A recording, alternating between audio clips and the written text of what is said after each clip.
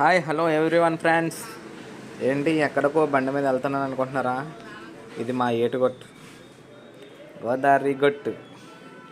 అలా వెళ్తూ ఉంటే ఎక్కడికో అని చూస్తున్నారేమో. ఏముంది, తెలిసిందే కదా.